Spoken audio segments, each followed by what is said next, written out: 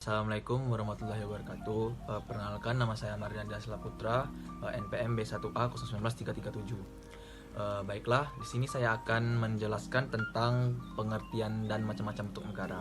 Negara dalam bahasa Inggris adalah state yang asal katanya dari bahasa Yunani, yaitu statum, yang artinya bersifat tegak atau tetap.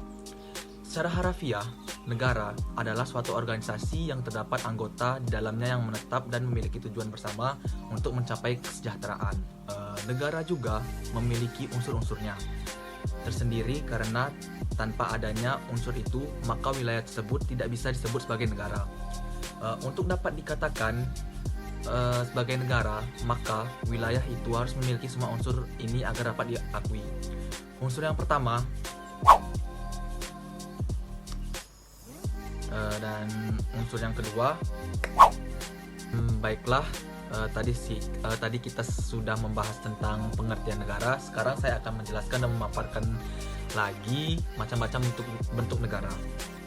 Dalam perjalanannya, ada beberapa macam bentuk negara yang digunakan oleh setiap negara untuk dapat menjalankan negaranya dengan baik sesuai dengan bentuk negaranya.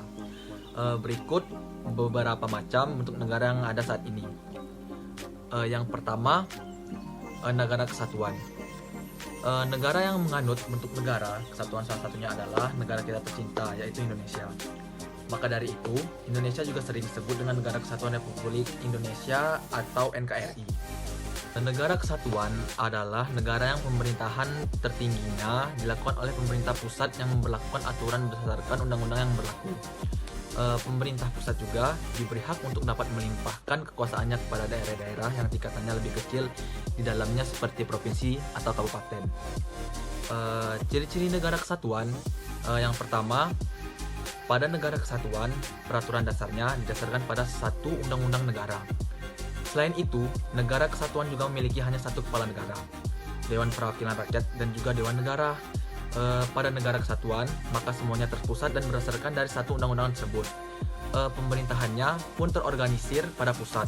Hal ini memiliki manfaat yang baik di mana peraturan dan roda pemerintahan pun selalu seragam, namun ada kalanya mengundang kesulitan ketika ada hal-hal yang harus diselesaikan di daerah, namun harus menunggu keputusan dari pusat terlebih dahulu.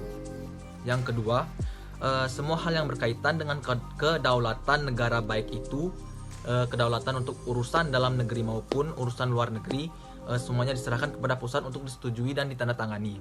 Terus yang ketiga, berbagai macam masalah seperti budaya, ekonomi, politik, keamanan, sosial, dan pertahanan hanya memiliki satu buah kebijakan saja. Seterusnya kita akan membahas tentang negara federasi. Bentuk negara federasi ini sangat cocok digunakan oleh negara yang memiliki kawasan yang sangat luas, sehingga untuk dapat melaksanakan semua pemerintahannya secara menyeluruh dengan baik, maka dibutuhkan adanya pembagian pusat dari pemerintahan pusat kepada unsur-unsur daerah. Bentuk negara federasi ini sangat cocok digunakan oleh negara yang memiliki kawasan yang sangat luas, sehingga untuk dapat melaksanakan semua pemerintahannya secara menyeluruh dengan baik, maka dibutuhkan adanya pembagian pusat dari pemerintahan pusat kepada unsur-unsur daerah. Unsur-unsur daerahnya di bawahnya seperti negara bagian wilayah, republik, provinsi, dan lainnya. Kedaulatan negara tersebut tetap dimiliki oleh pemerintah federal yang berada di pusat, namun negara-negara bagian lain di dalamnya juga memiliki kekuasaan yang besar untuk mengatur rakyatnya sendiri. Hal ini tentunya merupakan kekuasaan yang lebih besar daripada daerah-daerah yang ada di negara kesatuan. Akibatnya, negara federasi lebih mudah dalam mengatur pemerintahannya karena kekuasaan dan kewajiban langsung dibagikan kepada negara bagian di dalamnya. Negara federasi ini dikenal dengan nama bentuk negara serikat. Salah satu contohnya bentuk negara federasi adalah Amerika Serikat. Dan seterusnya, ciri-ciri negara federasi yaitu pertama, kepala negara yang berada di pusat dipilih langsung oleh rakyat melalui pemilihan umum dan memiliki tanggung jawab yang besar kepada rakyat. Yang kedua, setiap negara bagian di dalamnya memiliki kekuasaan asli terhadap daerahnya sendiri. Yang terakhir yaitu negara konfederasi.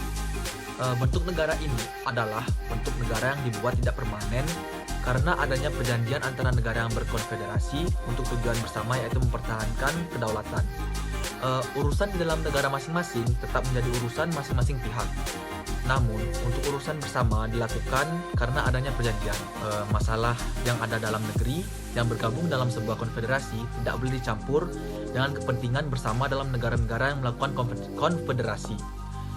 Dulu, Malaysia dan Singapura pernah menjalin kerjasama dan bergabung menjadi negara konfederasi karena adanya politik luar negeri yang terjadi di Indonesia masa pemerintahan Presiden Soekarno.